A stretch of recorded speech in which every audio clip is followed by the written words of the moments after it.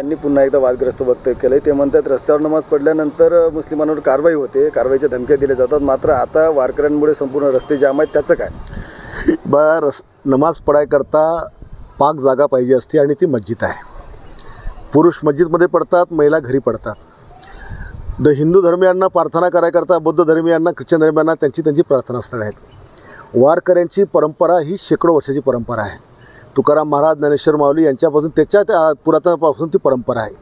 आणि वारकरी आषाढी एकादशीला पंढरपूरला भेटायला जातात, आपल्या विठ्ठलाच्या चरणी लीन होण्याकरता जातात।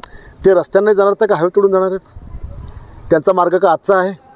हजारो वर्षाचा मार्ग आहे, पण रस्त्याने जाताना त्यांनी कुठे मधातच पालखी ठेवली, रस्ता अडवला, रिंगण सोहळा केला का, कीर्तन म्हणत बसले का, भारुड म्हणत बसले का, लोकांना त्रास दिला, असं कधी वारकरी करतात?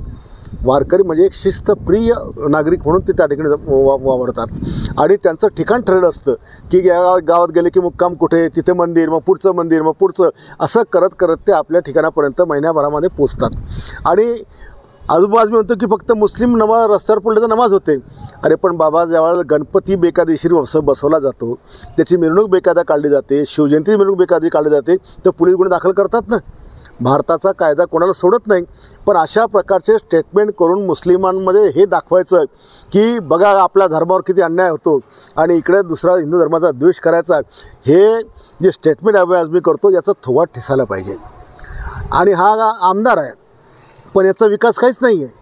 हा फक्त असे जहाज स्टेटमेंट करून लोकांना खुश करतो। यांनी कधी आजपर्यंत मुस्लिमांना रोजगार दिला नाही, यांनी काही फॅक्टऱ्या कंपन्या उभारल्या नाही, काही यांनी त्याला काय म्हणतो की कोणाच्या पोटाला हाताला काम दिलं नाही। हा केवळ असे जहाज स्टेटमेंट करून फक्त मुस्लिम धर्माच्या लोकांना उचकायचं काम करतो।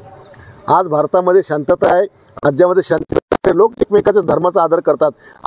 हा मात्र अशा प्रकारे आषाढी एकादशी संपूर्ण महाराष्ट्रातला प्रत्येक माणूस त्या ठिकाणी उपास करून देवाची आराधना करतो, विठ्ठल आराधना करतो।